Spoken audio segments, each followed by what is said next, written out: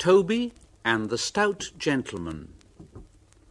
Toby is a tram engine. He is short and sturdy. He has cowcatchers and side plates, and he doesn't look like a steam engine at all. He takes trucks from farms and factories to the main line, and the big engines take them to London and elsewhere. His tram line runs along roads and through fields and villages. Toby rings his bell cheerfully to everyone he meets.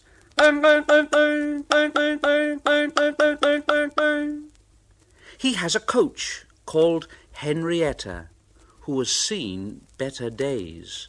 She complains because she has few passengers. Toby is attached to Henrietta and always takes her with him, as he says. Well, you never know. She might come in useful one day. But Henrietta is never very happy. It's not fair. It's not fair at all.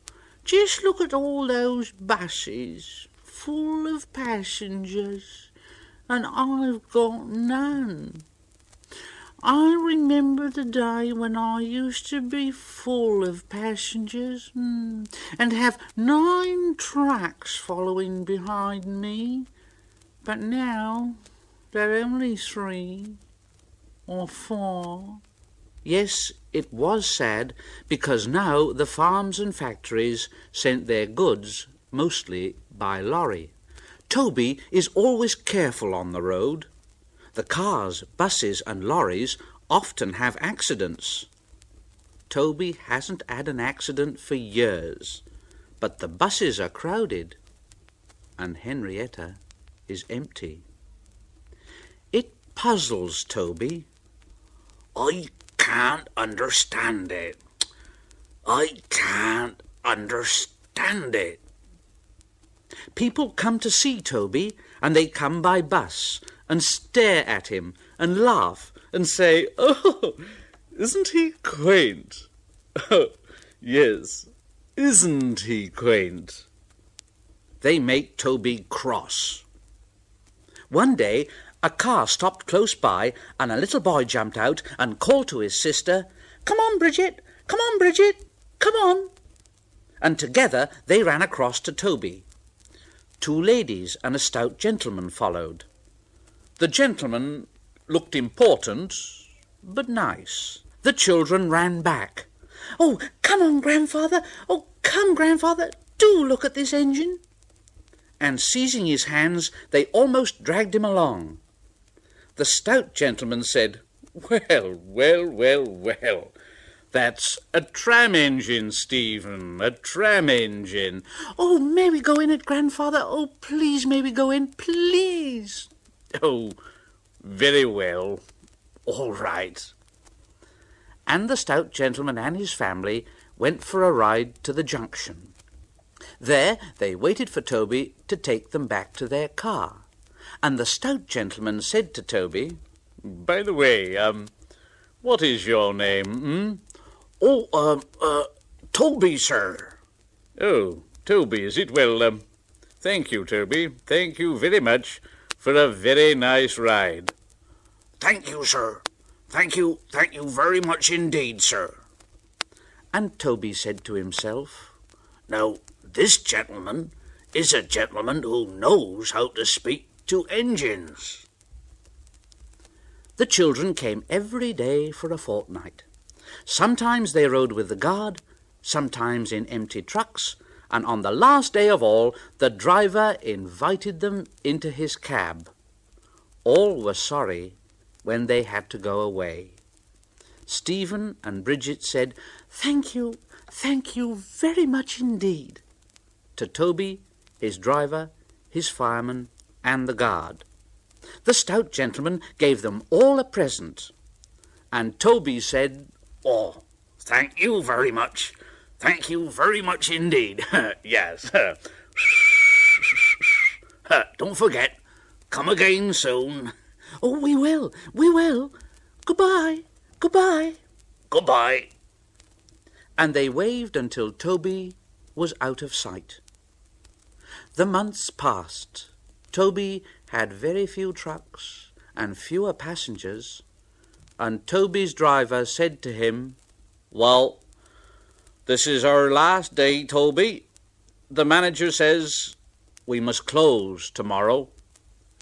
And Toby puffed very sadly to his shed. "Oh dear, oh dear, oh dear." And he went off unhappily to sleep. Next morning the shed doors were flung open, and Toby woke with a start to see his fireman dancing a jig outside. The driver was very excited and waving a piece of paper. "Wake up, Toby, me boy! Wake up and listen to this! It's a letter from the Stout gentleman." Toby listened. But I mustn't tell you any more, or I will spoil the next story. Thomas in Trouble. There is a line to a quarry at the end of Thomas's branch. It goes for some distance along the road. Thomas was always very careful here. One morning there was no one on the road, but a large policeman was sitting on the grass close to the line. He was shaking a stone from his boot. Thomas liked policemen. He had been a great friend of the constable who used to live in the village, but had just retired. Thomas expected that the new constable would be friendly too, and he called out to him, "Good morning, good morning, good morning." The policeman jumped and dropped his boot. He scrambled up and hopped round on one leg till he was facing Thomas. Thomas was sorry to see that he didn't look friendly at all. He was red in the face and very cross, and he was wobbling about, trying to keep his balance. And he said to Thomas, "It's disgraceful. It's disgraceful. That's what it is. I didn't sleep a wink last night, it was so quiet. And now a blinking engine comes whistling suddenly right behind me. My first day in the country, too. Wish I'd never been transferred." And he picked up his boot and hopped over to Thomas. Thomas said, "Well, I'm very sorry, sir. I only said good morning." The policeman grunted, and leaning against Thomas's buffer, he put his boot on. And then he drew himself up and pointed to Thomas. "Aha! Aha! Where's your cow-catcher then, eh? Where's your cow-catcher, huh?" "Oh, please, sir, I don't catch cows, sir." "Don't you try to be funny with me, young fella, me lad. Now, let's see." And he took out his notebook and he looked at Thomas's wheels. "Aha! Aha! No side plates either. No side plates and no cow-catcher. Engines going on public roads must have their wheels covered and a cow-catcher in front. And you haven't. Ha ha! And so you are dangerous to the public. So there." Thomas's driver said, "Oh, look, that's rubbish, Constable. We've been along here hundreds of times and never had an accident." "Oh, have you? Then that makes it worse, don't it? I'll just have to make a note of that. A regular lawbreaker. That's what you are. A regular lawbreaker. I shall report this." Thomas puffed slowly away.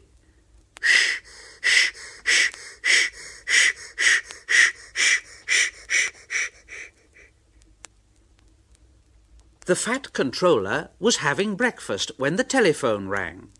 "Oh, bother that telephone," and he said to his wife, "I'll be back in a minute, oh dear, dear, dear, dear." But when he came back, he said, "Oh, bother, bother. I'm sorry, my dear, but Thomas is in trouble with the police. I must go down at once." He gulped down his coffee and hurried from the room. The policeman was waiting at the station. The Fat Controller spoke to him at once, and a crowd collected. Other policemen came to see what was happening, and the Fat Controller argued with them too, but it was no good. The policeman said that the law is the law, and that's that and all about it. The Fat Controller felt exhausted. He mopped his face and said to Thomas's driver, "I'm sorry, driver. Oh dear, it's no use arguing with policemen. We will have to make one of those cow-catcher things for Thomas, I suppose." Thomas was horrified. "Everyone will laugh, sir. They'll say that I look like a tram." "Eh? What? Like a tram?" "Why, yes. Well done, Thomas. Why didn't I think of that before? We want a tram engine. Now, when I was on my holiday, I met a nice little engine called Toby.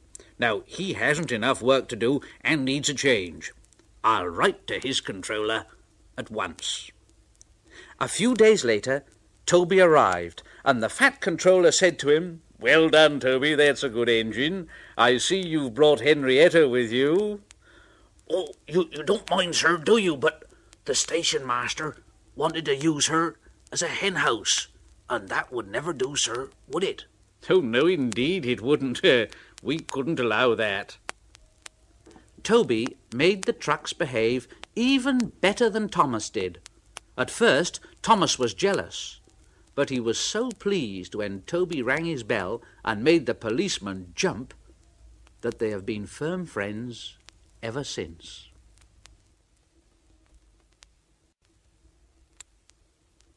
Dirty objects. Toby and Henrietta take the workmen to the quarry every morning. At the junction, they often meet James. Toby and Henrietta were shabby when they first came and needed new paint. James was very rude about them. "Ugh, ugh, what dirty objects! Ugh, what dirty objects!" At last, Toby lost his patience. You're James. Why are you red then, "I'm a splendid engine, you see, ready for anything. You never see my paint dirty. Oh, no." "Oh, that's why you once needed bootlaces to be ready, I suppose, James went redder than ever and snorted off. Shh, shh, shh, shh, shh, shh, shh, At the end of the line, James left his coaches and got ready for his next train.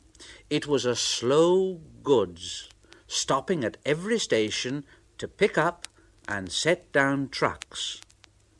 James hated slow goods trains. Dirty trucks from dirty sidings. I hate them. I do, there you are.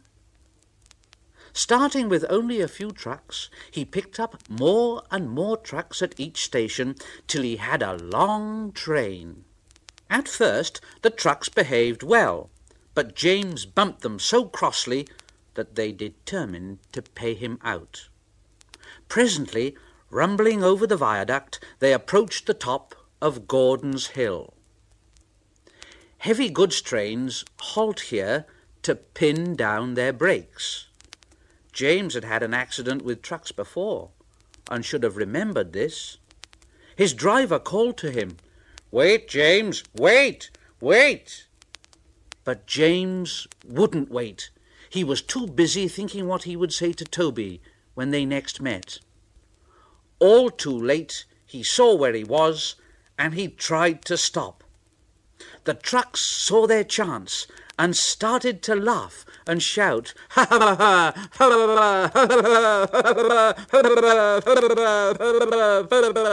and banging their buffers, they pushed him down the hill. The guard tightened his brakes until they screamed, and the trucks shouted, "Oh, oh, oh, oh, oh, oh, oh, oh, oh, oh, oh." James was frightened. "I've got to stop! I've got to stop! I've got to stop! I've got to stop!" And setting his brakes, he managed to check the truck's mad rush, but they were still going much too fast to stop in time. Through the station they thundered and lurched into the yard. James said, "Oh, oh, oh," and shut his eyes. There was a bursting crash, and something sticky splashed all over him. He had run into 2 tar wagons and was black from smoke box to cab. James was more dirty than hurt, but the tar wagons and some of the trucks were all to pieces. The breakdown train was in the yard, and they soon tidied up the mess. Toby and Percy were sent to help, and came as quickly as they could. And Toby said to Percy, Look here, Percy. Whatever is that dirty object there? Any idea?" "Oh, that's James, Toby. Didn't you know?" "No, it's James's shape, all right. But James is a splendid red engine, and you never see his paint dirty, do you? Never James dirty, eh?" James shut his eyes and pretended he hadn't heard. They cleared away the unhurt trucks and helped James home. The fat controller was there to meet them. "Well done, Percy. Well done, Toby. And now you, James. Really. Fancy letting your trucks run away like that. I'm surprised. You're not fit to be seen. You must be cleaned at once. And Toby shall have a coat of paint. Chocolate and blue, I think." "Oh, thank you, sir. And please, sir, can Henrietta have a coat of paint too?" "Certainly, Toby, certainly. She shall be brown, like Annie and Clarabelle." "Oh, thank you, sir. She will be pleased." And Toby ran home happily to tell her the news.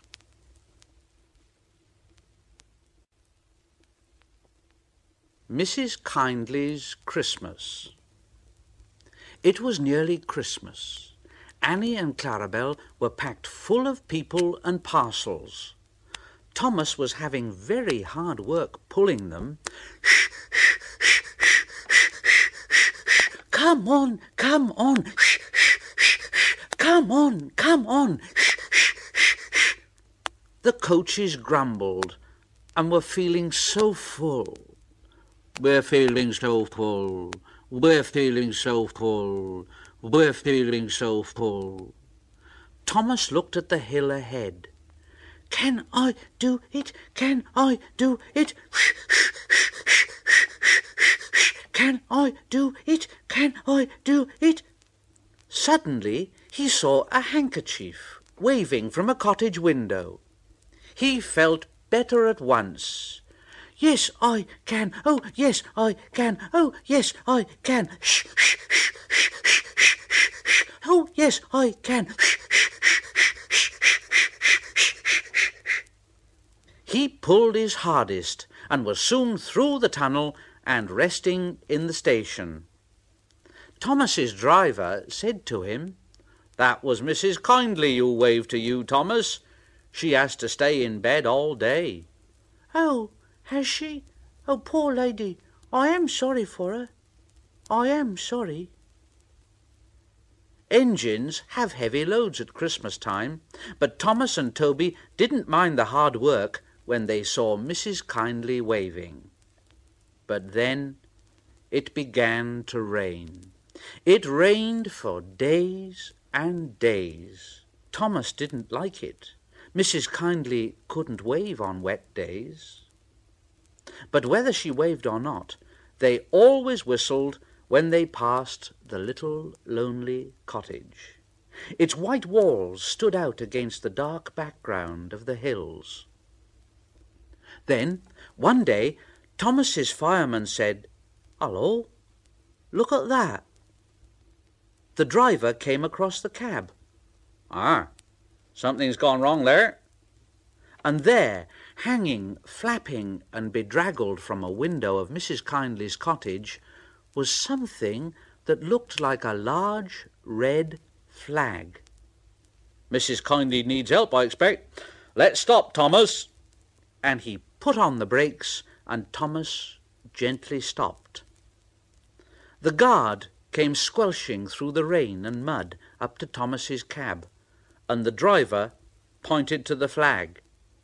"See if there's a doctor on the train, and ask him to go to the cottage. Then walk back to the station and tell him that we've stopped." The fireman went to see if the line was clear in front. 2 passengers left the train and climbed to the cottage. Then the fireman returned, and the driver said, "Well, I think we'll back down to the station, so that Thomas can get a good start." But the fireman said, We shan't get up that hill." "Come and see what's happened." They walked along the line, round the bend, and the driver said, "Oh, Jiminy Christmas. Go back to the train. I'm going to the cottage." He found the doctor with Mrs. Kindley. "Are you all right, Mrs. Kindley?" "Oh, yes, thank you. It was silly of me to faint, wasn't it? But you saw the red dressing-gown hanging out of the window, didn't you? Are you all safe?" "Oh, yes, thank you, ma'am. I've just come to thank you. You know what, doctor? There's a landslide in the cutting. Mrs. Kindley saw it from the window, and she stopped us. She saved our lives." "God bless you, ma'am." And the driver went back to the train. They cleared the line by Christmas Day, and the sun shone as a special train puffed up from the junction. First came Toby, then Thomas with Annie and Clarabel, and last of all, but very pleased at being allowed to come, was Henrietta. The Fat Controller was there, and lots of other people who wanted to say thank you to Mrs. Kindley. The engines whistled and called out when they reached the cottage. "Happy Christmas! Happy Christmas! Happy Christmas!" The people got out and climbed to the cottage. Thomas and Toby wished they could go too. Mrs. Kindley's husband met them at the door. The Fat Controller, Thomas's driver, fireman and guard went upstairs to give her some presents. Mrs. Kindley was very pleased. "Oh, you're very good to me. Very good indeed." And the Fat Controller said, The passengers and I hope that you will accept these tickets for the South Coast, Mrs. Kindley, and get really well in the sunshine.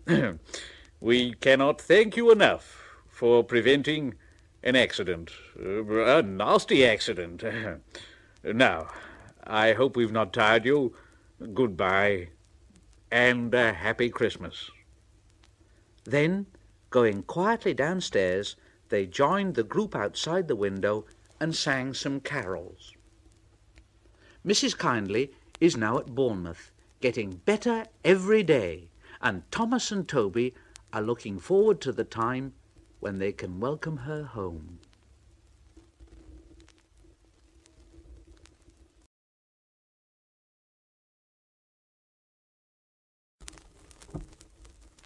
Off the rails. Gordon was resting in a siding when Henry came by and said, "Hello, fat face! Hello, fat face!" Gordon was furious. "What cheek! What cheek! That Henry is too big for his wheels.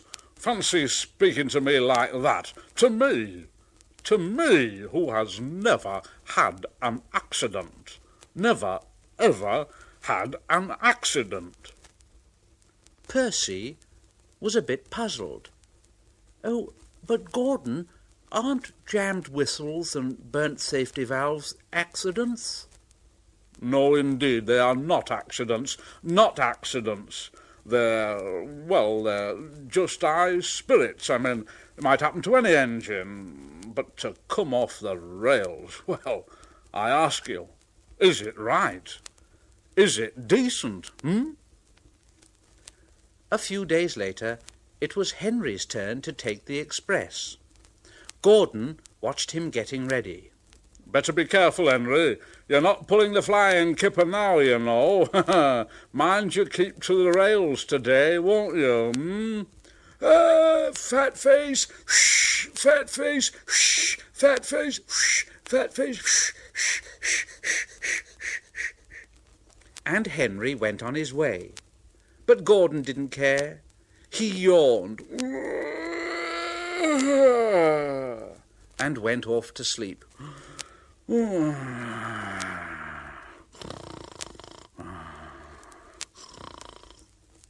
But he didn't sleep long, because his driver came along and said, "Come on, wake up, Gordon. A special train's coming and we're to pull it." A special train? Is it coaches or trucks? It's trucks. Oh, trucks. I don't like trucks. They lit Gordon's fire and oiled him ready for the run. The fire was sulky and wouldn't burn, but they couldn't wait, so Edward pushed him onto the turntable to get him facing the right way.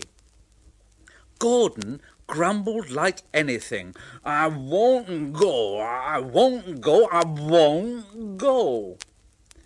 Edward said, "Don't be silly, don't be silly, don't be silly." Gordon tried hard, but he couldn't stop himself being moved. At last he was on the turntable. Edward was uncoupled and backed away, and Gordon's driver and fireman jumped down to turn him round. The movement had shaken Gordon's fire. It was now burning nicely and making steam. But Gordon was cross and didn't care what he did. He waited till the table was halfway round, and he said, "I'll show 'em. I'll show 'em." And he moved slowly forward. He only meant to go a little way, just far enough to jam the table and stop it turning as he'd done once before. But he couldn't stop himself, and he crashed through the side of the turntable and then through some wooden railings, and he slipped and slithered down a bank into a ditch. His wheels churned around in the mud. "Oh, my wheels are spinning. I can't get out. I can't get out. Oh, please get me out. Please get me out." But his driver and fireman said, "No, not a hope, not a hope. You're stuck, you silly great engine, you silly great engine. Don't you understand that? Don't you understand that, They telephoned the Fat Controller, who said, Yes, yes, yes.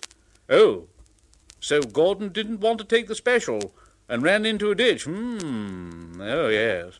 What's that you say? The special's waiting? Well, tell Edward to take it, please. Yes. Gordon? Oh, leave him where he is. We haven't got time to bother about him now.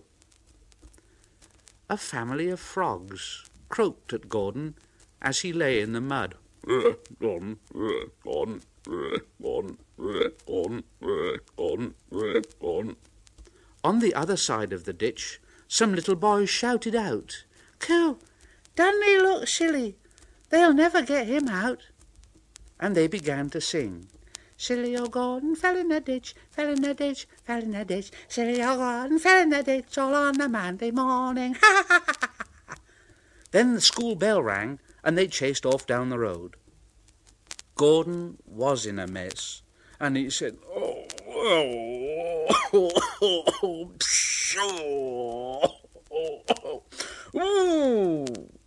And he blew away 3 tadpoles and an inquisitive newt. And Gordon lay in the ditch all day long, and he was very, very unhappy. Oh dear, I shall never get out. I shall never get out.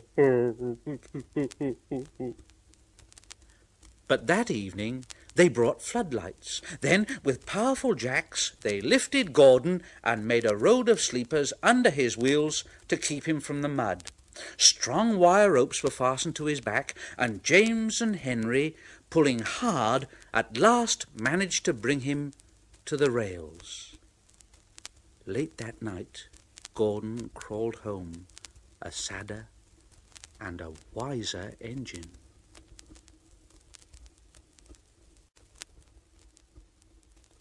Autumn leaves.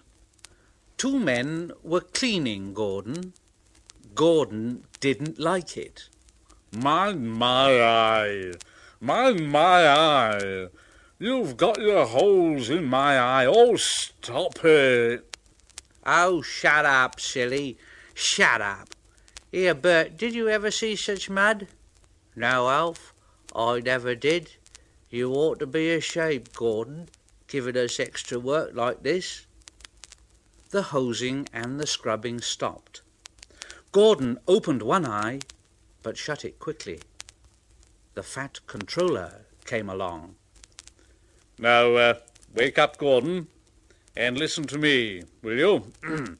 Now, look, you will pull no more coaches until you're a really useful engine. Understand that? A really useful engine. So there.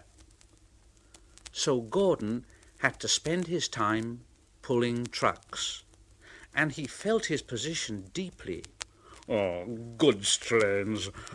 Goods trains. Oh, I ate goods trains. I ate them.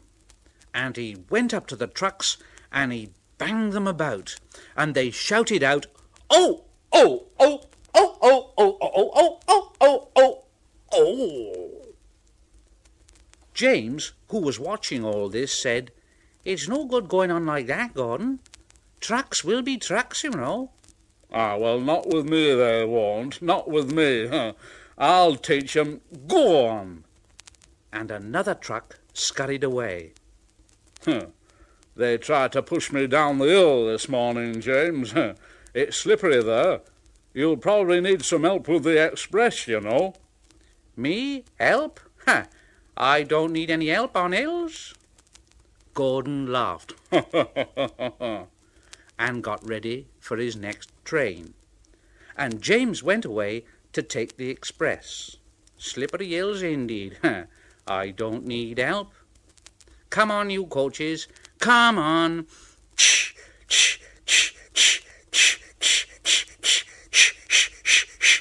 The coaches grumbled, all in good time, bubbled in good time, bubbled in good time, bubbled in good time. The train was soon running nicely, but a distant signal checked them close to Gordon's Hill. Gordon's Hill used to be bleak and bare. Strong winds from the sea made it hard to climb. Trees were planted to give shelter, and in summer the trains run through a leafy avenue. Now autumn had come, and dead leaves fell. The wind usually puffed them away, but today rain made them heavy, and they didn't move. The home signal showed clear, and James began to go faster. He started to climb the hill.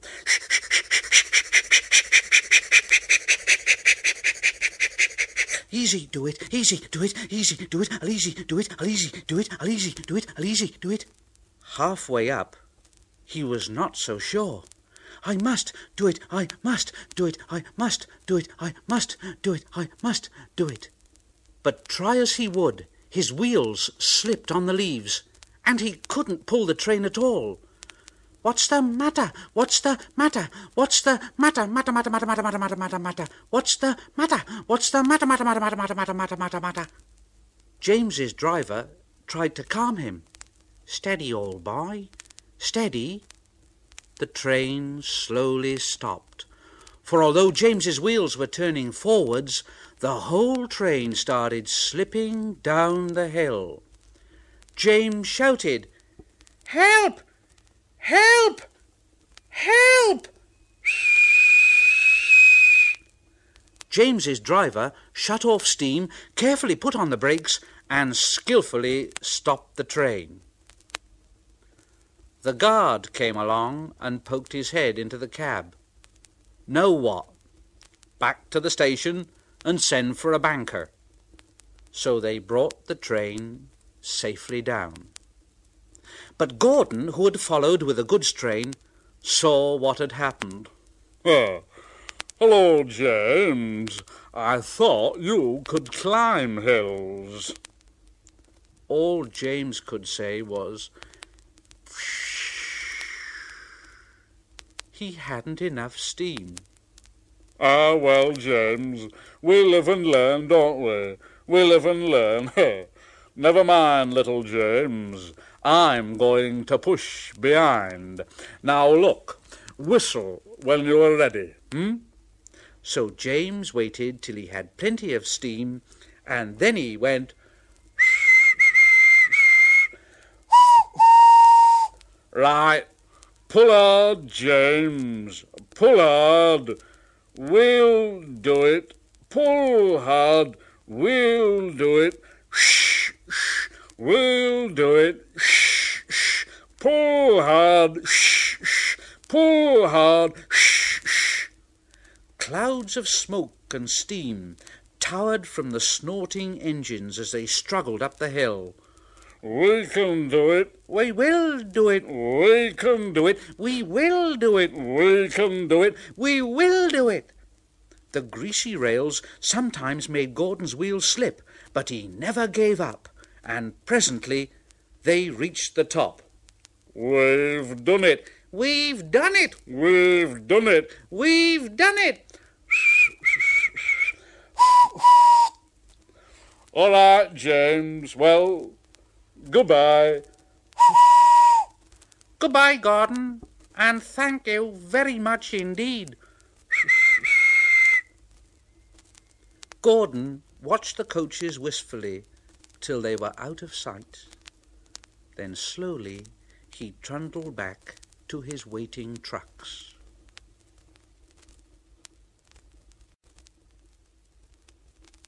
Down the mine.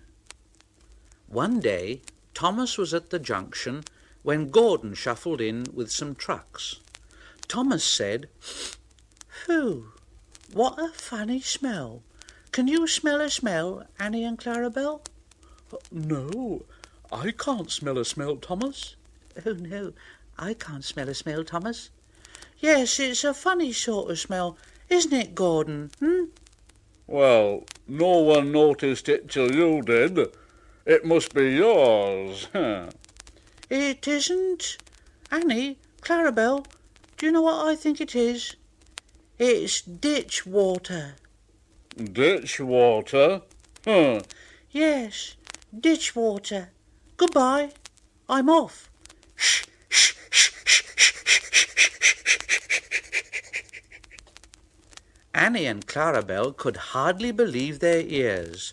They kept telling Thomas, You mustn't be rude. You make us ashamed. "Oh, you mustn't be rude. You make us ashamed." but Thomas didn't care a bit. He just laughed. "Oh, that was funny, that was. That really was funny." He felt very pleased with himself. Annie and Clarabelle were deeply shocked. They had great respect for Gordon, the big engine.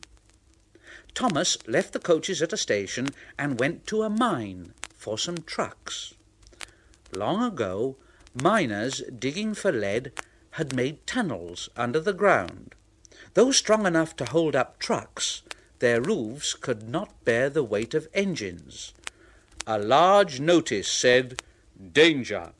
Engines must not pass this board. Thomas had often been warned, but he didn't care. He'd often tried to pass the board, but he'd never succeeded, and he always used to say, "Ha! Silly old board! Silly old board!" This morning he laughed as he puffed along, and he made a plan. He had to push empty trucks into one siding and pull out full ones from another. His driver stopped him, and the fireman went to turn the points. The fireman waved, Come on! Come on! and then Thomas started. The driver leaned out of the cab to see where they were going, and then Thomas saw his chance. Right, now! And bumping the trucks fiercely, he jerked his driver off the footplate. "Hurrah! I've done it! I've done it!" And laughing like anything, Thomas followed the trucks into the siding, past the notice board. But suddenly there was a rumbling and a groaning, and the rails quivered. The fireman jumped clear just as the ground sank, and the rails sagged and broke, and Thomas dropped right down into the big hole that had suddenly appeared. "Oh, oh dear! Shh, shh! Oh, fire and smoke! Oh, oh, oh! Oh, oh, I'm sunk!" And he was. He could just see out of the hole, but he couldn't move. "Oh, oh dear! Oh dear! Oh, I am a silly little engine, no." Yes, and a very naughty one too, Thomas. I saw you. It was the fat controller. "Oh, please, sir, get me out, sir, and I won't be naughty again." Well, I'm not so sure about that. We can't lift you out with the crane. The ground's not firm enough now. Let me see. I wonder if Gordon could pull you out. "Oh, Gordon, yes, oh." Thomas didn't want to meet Gordon just yet. When Gordon heard what had happened, he started to laugh.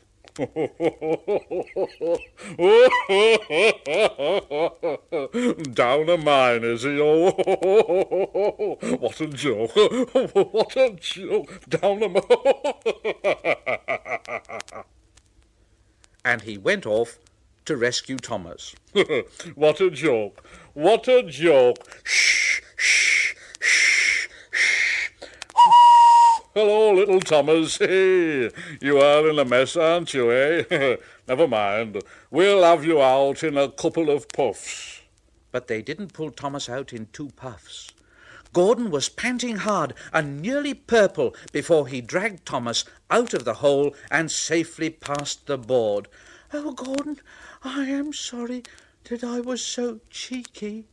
Oh, that's all right, Thomas. You made me laugh, you know, and, well, it did me good, you see, because I'm in disgrace, you know, and, well, I feel a bit low. "Oh, but I'm in disgrace too, Gordon."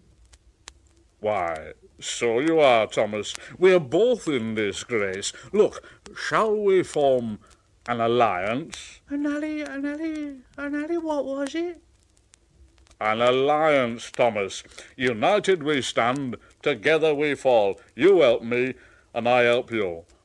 How about that? "Oh, right you are, Gordon." Good. That's settled then. And buffer to buffer, the Allies puffed home. Shh, shh, shh, shh, shh, shh, shh, shh,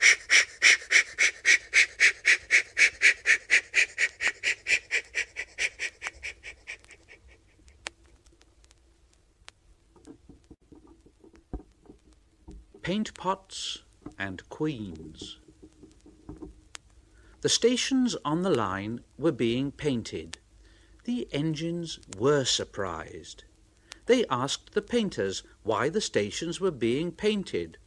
Well, because the Queen is coming, so there. The engines in the shed were excited and wondered who would pull the royal train. Edward knew it wouldn't be him. "But I'm too old to pull important trains."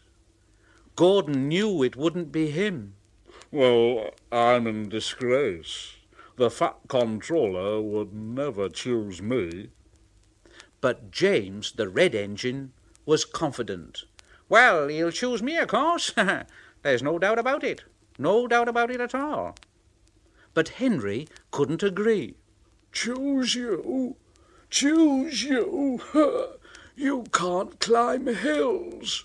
He will ask me to pull it, and I'll have a new coat of paint.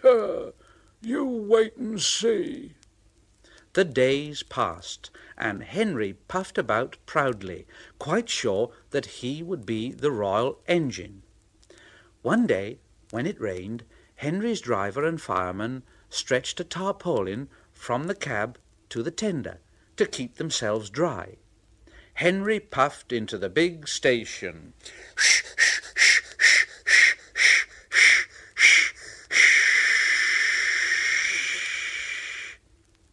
A painter was climbing a ladder above the line.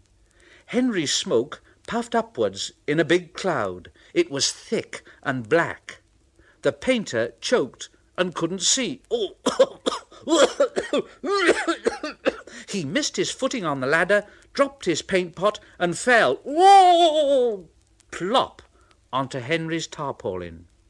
The paint poured all over Henry's boiler and trickled down each side, and the paint pot perched on Henry's dome.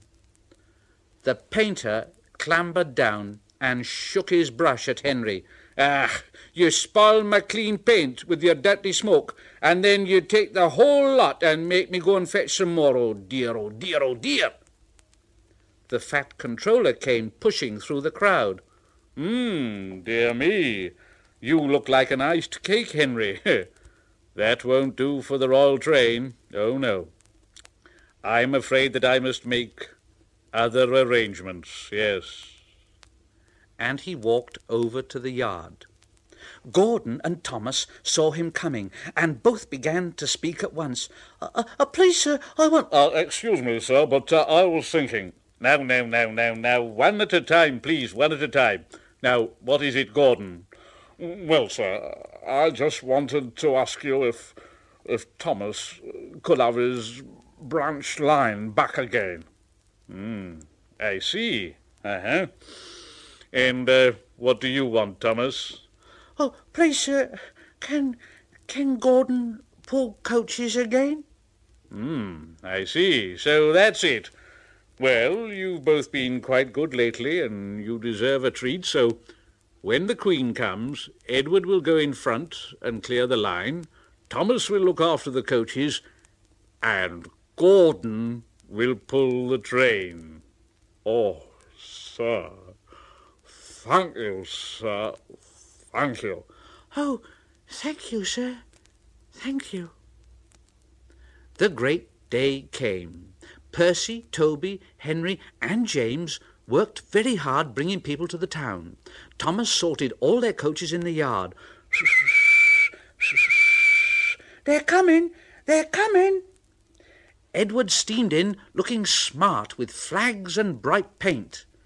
2 minutes passed, then 5, then 7, and then 10, and then...